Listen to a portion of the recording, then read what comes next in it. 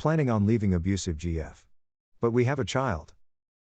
Hello everyone, I'm 30 meters currently in a relationship with my GF, 28F, and I'm thinking of breaking up with my so after our lease is up. Backstory: we met in 2019 through mutual friends, hit it off, and our child was conceived 3 months later. An unplanned pregnancy kinda put both of us between a rock and a hard place, as I had just graduated college and started working and she was just getting her life together. So yes, obviously we moved in together fast and didn't really get to know each other before taking that step. I take complete responsibility for that. Everything seemed to be going well with our relationship up until after our child was born. Call this postpartum depression, or her true colors. Before you get upset with that statement, let me expand on it. She had always spoke to me with respect, and was well-mannered with her own mother when we first met. But after our child was born, she started lashing out at both of us very frequently. I was surprised and patient, assuming it was temporary. But I noticed her mother seemed too calm about it. Even when she was downright being disrespectful, her mother seemed used to it. I called her out on it and let her know we're both here for her and want to help her with this journey, but there needs to be a line. In the past she always apologized and owned up to her mistakes, but she seemed like I was asking her to do something she's never had to do in her life. Be respectful.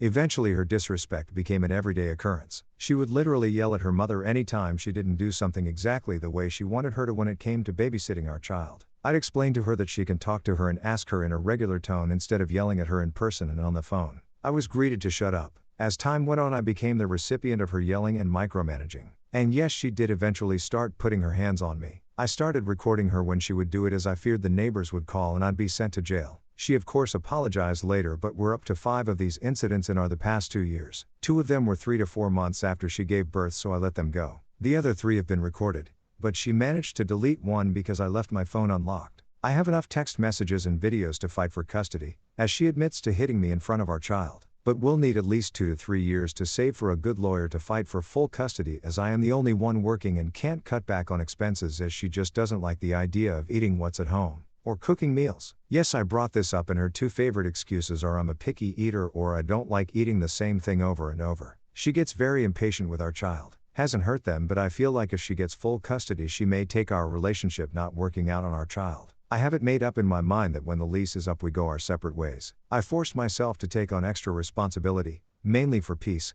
so that she is only with our child no more than 48 hours during the week. This is due to me helping watch while I work from home, then letting her drive to her mother's to rest, as I am with our child the rest of the night until 8 in the morning. So she watches our child 8 to 4 and has Saturday off, and I watch our child from 4 p.m. to 8 a.m., with 1 to 3 hours during work so she can go get breakfast and lunch and have Friday off. I'm in grad school. My next step is to start looking for apartments and try co-parenting. However, I think she knows I might bail from the relationship soon, as every time she brings up looking for a new apartment I get silent and change the subject. I eventually started to stop engaging with her on any talking subject, as she always turns it into an argument. I just let her have her way and minded my business, as I was checked out of the relationship mentally and didn't care enough to entertain trying to work through it anymore. I stopped caring completely about talking to her and stopped looking at her. The tension was bad. I was just waiting on her to hit me so I can just call the cops and send her to jail. She started saying I was distant and didn't seem to care about the relationship. I internally laugh and say to myself, like, you frequently yell at me and embarrass me public and in front of our family and friends. I brush it off and say I'm just thinking of school, work, and my family. In the past, when we would talk and work it out, she would claim I'm just being too sensitive or am being selfish and not spending enough time with our child. Like what?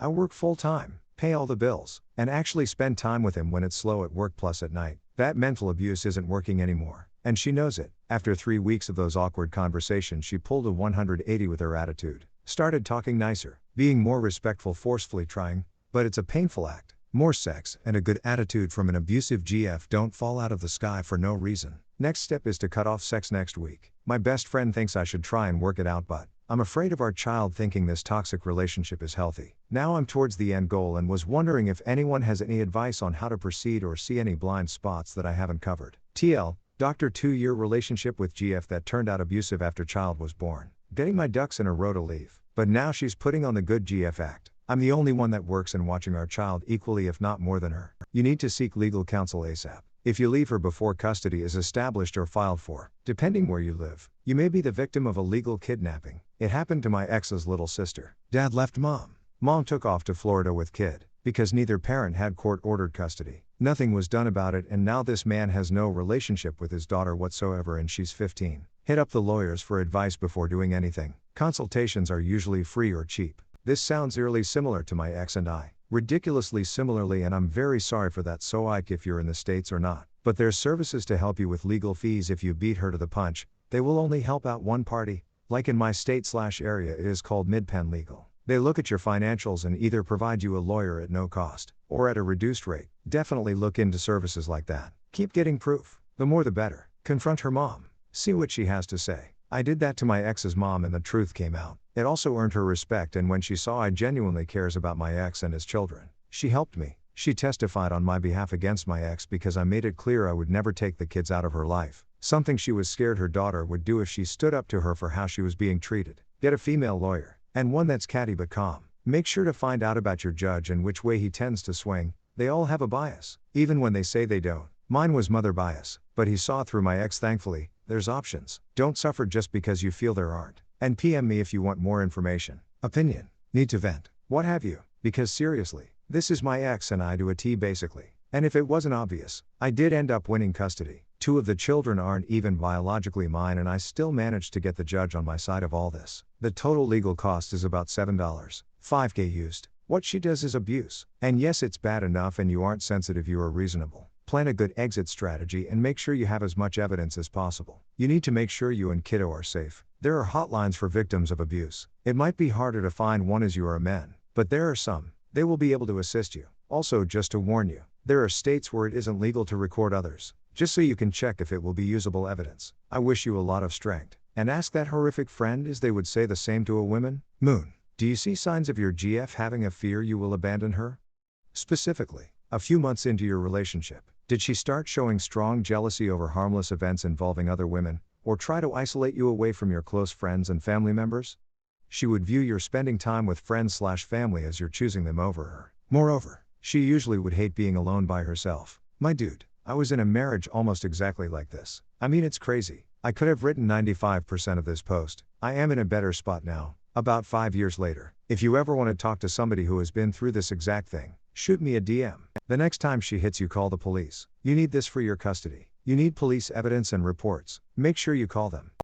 She's love bombing you. It's something abusers do when they realize they're losing their grip on you. You're right. It's just an act. Also, telling you you're sensitive when you have valid complaints is a thing abusers do to shut down any responsibility for their actions. You're right. She'll fuck up your kid if you leave them with her. But you have extremely damning evidence. Speak with a lawyer. See if your evidence is admissible in court. If it is, you'll win custody hands down. If the judge rules against you, make an appeal for a different judge on the basis of bias and try again. If that evidence is admissible, though, you should win in court. Your friend isn't in an abusive relationship and isn't trying to see things from your perspective at all. He's just taking the sexist position of men aren't allowed to leave. Fuck that. Don't make this the norm for your child. It will ruin their life.